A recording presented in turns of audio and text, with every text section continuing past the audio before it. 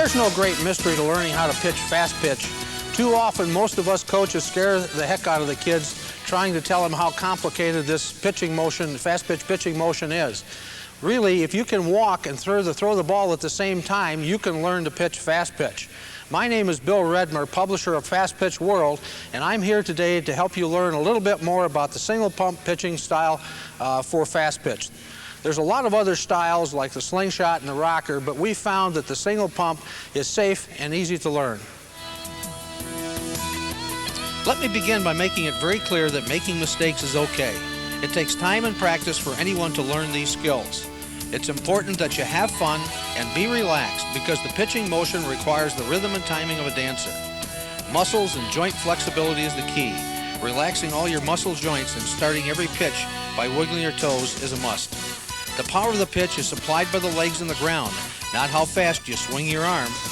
Being good at pitching requires self-confidence, and that comes from experience and practice. It's very important that your body be in shape physically and that you understand about good nutrition. No amount of instruction is any good if you run out of gas on the mound. Before we can learn more about the pitching motion, we need to learn some pitching terminology or some terms that we will use in the video so that you will understand what it is we're talking about. One of the first terms is the pivot foot or the turn foot. It's the foot that takes the initial weight shift from your back foot and actually turns and pivots the body. The stride foot is the foot that you take your step with or your stride out with. We're also talking about the weight shift. We're going to have a weight shift from foot to foot to foot and back to foot. So the body's weight shifts will carry through those kinds of things. Those are weight shifts. We have a glove arm. That's the arm that we have the glove on. We have a throwing hand, and that's the hand that we have the ball in. And we're going to be talking about grip. And the grip is how you hold the ball. The various kinds of pitches have different grips, but then there's also the tension of the grip and some of the other things. So we will be talking about how you hold the ball or the grip. And we'll be talking about wrist snap. We'll be talking about how you cock your wrist and how you snap the ball. One other thing that we will get into just a little bit is the words full range of motion, and that means when all of our joints and our whole body is involved in the whole pitch and the coordination that that takes.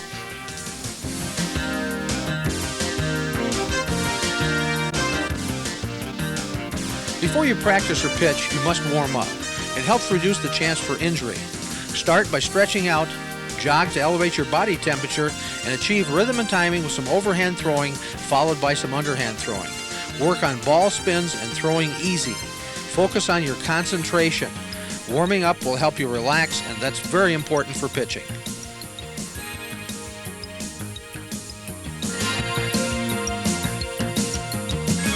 Kids, one of the most important things about pitching is the grip.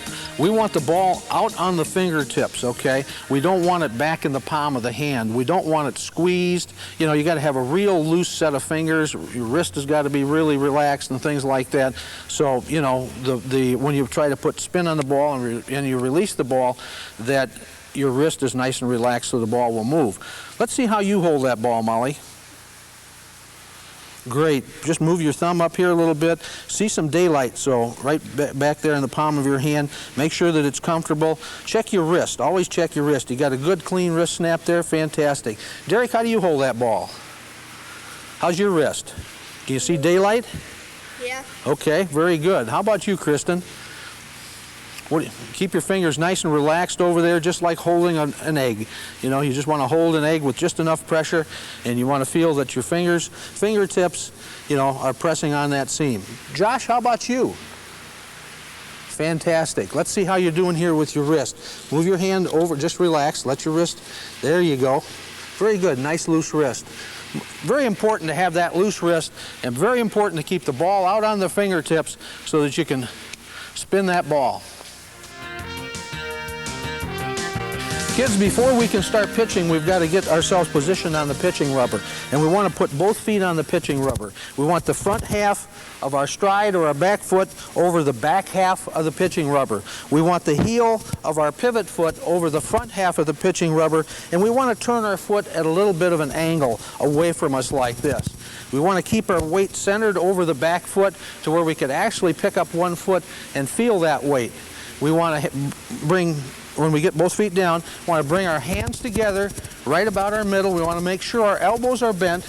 We want to keep the ball buried deep in the glove, hidden from the third base coach so they can't see, keeping your hands together in a very relaxed manner. You want your body relaxed.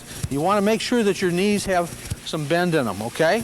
You want to take a good deep breath. And you want to smile at that batter. You want to give that batter something to think about. And last, you want to make sure that you're totally relaxed. Wiggle your toes, okay? And that'll give you the confidence to throw the pitch. Molly, let's see how you get on the pitching rubber, okay? I'll give you the ball. Pass the ball to you. Put the back, your stride foot over the back half. Very good. And your pivot foot, okay? Put your glove right here. Turn your glove upside down like this. Make a basket out of it. Very good. You want to keep the ball buried deep. Now you want to start relaxing and loosening your neck, keeping your elbows and your shoulders, you know, nice and relaxed. Now you're ready. Can you feel the weight centered over your back foot?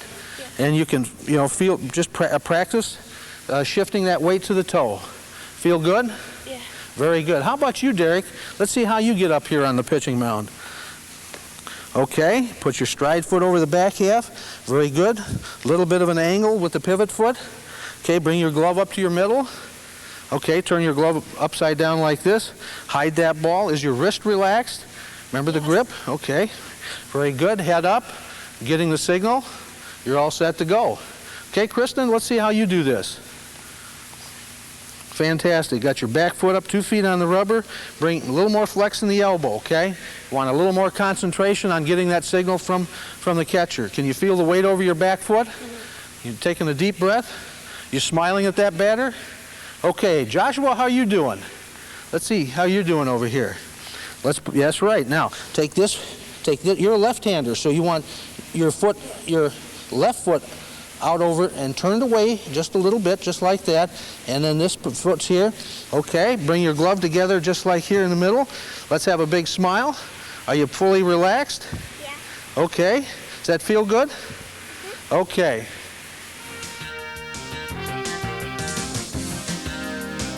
Okay, let's practice the first part of our pitching motion. Everybody imagine that yellow line is a pitching rubber.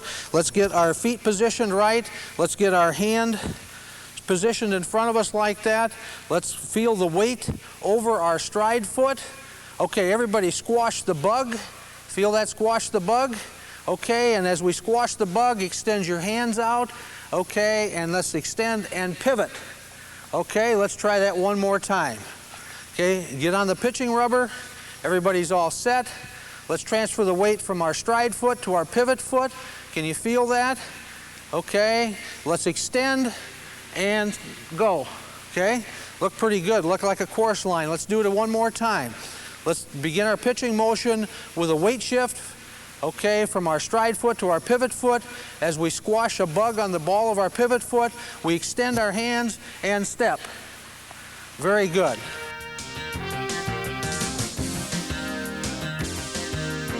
Your initial move, kids, and your initial pivot is like diving into the swimming pool, and your hands break away at about eye level as you begin your arm swing. Your glove goes into a point at the target. The glove is pointing at the target. The pivot is done, and we are taking like a normal walking step forward. The arm is brushing the air, the weight's on the pivot foot, and you're kind of like standing in a one-legged stork position. Kids, from our stork position, we complete the pivot, we bring the heel down, plant the heel, we bend the knee, and we push with the leg like a spring, and that provides the power of the pitch, as just kind of like bending and pushing as you hop across. As our step foot lands heel first with only a small amount of weight, just enough to balance, the knee must be bent. The arm is directly overhead, the elbow is slightly bent. This is the classic launch position. Most of the weight is still back over the pivot foot. Okay, girls, as we approach the release, pull the glove behind the body, creating an equal and opposite reaction. The release occurs at the hip. The ball is snapped and not blown by. After the ball is released, the pitcher should assume a natural fielding position.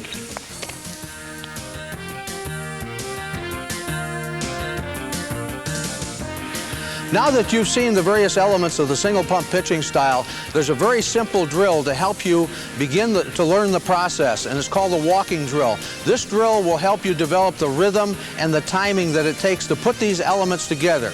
Kids, have you got a ball at this end, Kristen and Derek? Very good. Now what I want you to do is take the ball and put the ball in your glove. Take your glove and hold your glove away from you like this. And then I want you to start walking, and on the count of 1 and 2, take the ball out of the glove and just throw the ball to your partner. Okay, let me demonstrate with Kristen for a second here, and let's see what we can do. I put the ball in my glove out here, and I'm going to start walking towards Kristen. I'm going to take the ball out, and I'm simply going to rotate the arm and throw the ball. Okay? Kids, let's see how you do it. Okay, go ahead and start. Be sure not to overpower the throw. Great. Walk back. Take the ball out. Keep walking. Keep walking. Okay, start building up a motion. Very good. See, how does that feel? Can you get the pitching motion? Very good. Don't overthrow it. Give your partner a chance. Keep walking, Josh. Don't stop. Just keep walking. After you throw the ball, keep walking. Keep walking. Very good. Rotate. Very good. Keep walking. That a boy. Okay, Derek. Just keep the motion going. Very good. That's a great drill. Rotate. Don't stop. That's great. You get the feel of it? Just keep going. Great. Make sure as you're walking, make a pivot. Very good, Molly. 1, 2, pivot. Rotate. Don't stop. Keep walking. Very good.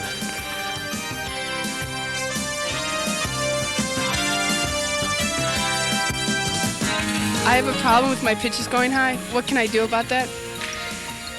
There's a lot of reasons why your ball might be going high. First of all, one of the things that I most commonly run into is that we have a late release. In other words, we throw the ball past the hip. We don't find a way to snap the ball at the hip. And when that happens, you're releasing the ball here out in front of your thigh, and that ball is going to go up. Now, another thing that can happen is that you can have an overstride situation that really gets you into a situation where you're going to miss your release point and the ball is going to go high again. Every time you miss this release point right here, right at the seams of your pants or your trousers, every time you miss that, that ball is basically going to go high unless you over torque or use extra muscle to try to bring it back, and you really can't control it. Now, just the opposite kind of thing will happen if you release the ball behind that point. That ball will generally go into the ground. Remember that this initial weight shift and the correct walking stride with flexible knees allows you to build the launch platform so that you're stable when your hand comes into the release area. This way you can snap at the hip instead of just blowing it by the hip. A lot of young pitchers will do a rocker motion and build up lots of centrifugal force in the arm, and then when they come into the release area, they have very poor wrist management. And this is very much of a deadly sin when it comes to advanced pitching, and you're trying to put the drop ball, the rise ball, and the curve kinds of spins on.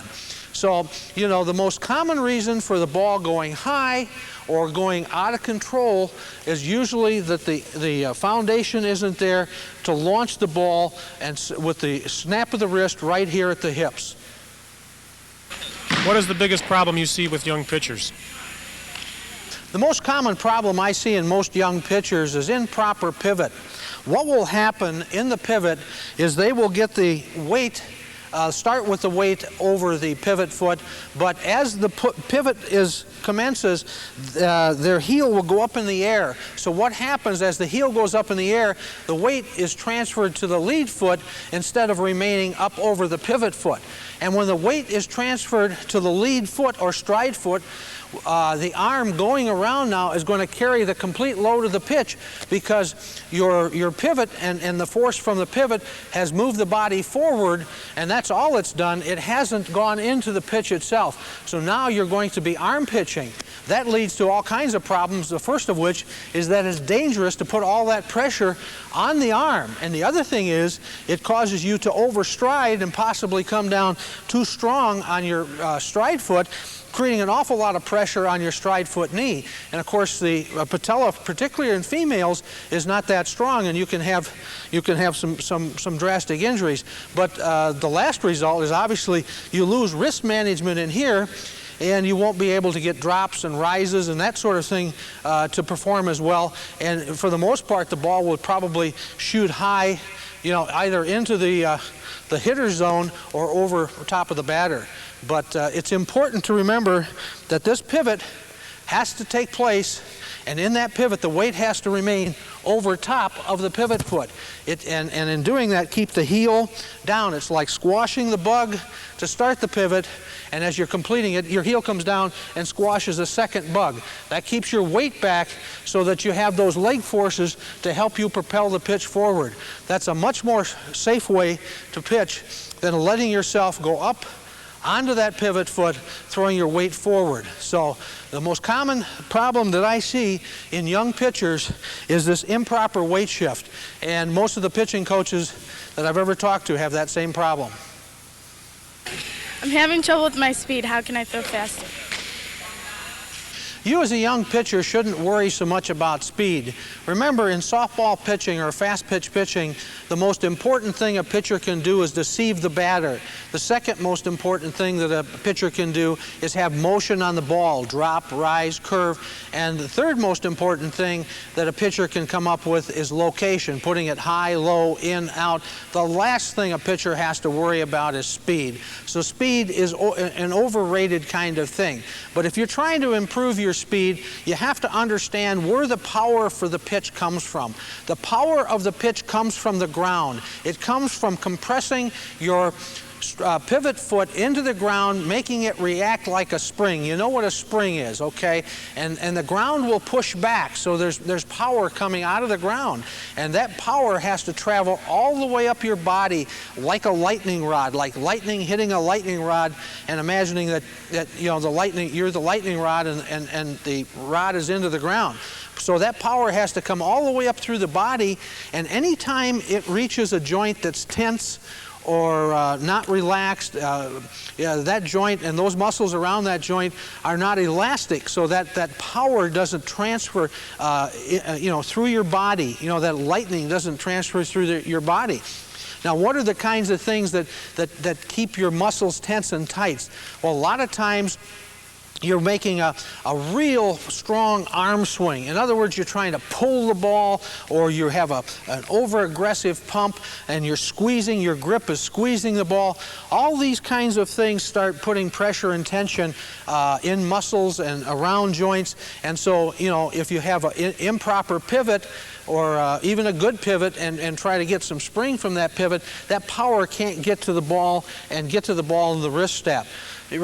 So, trying to improve your speed is really relaxing, and the only way to relax is to understand good pitching fundamentals and practice and practice and practice until you're so self-confident that every time you stand up on the pitching mound, you're going to just throw the ball nice and loose and relax. That's where speed comes from, because if you try to overthrow the ball, if you try to hurry and rush your way through anything, you will lose speed.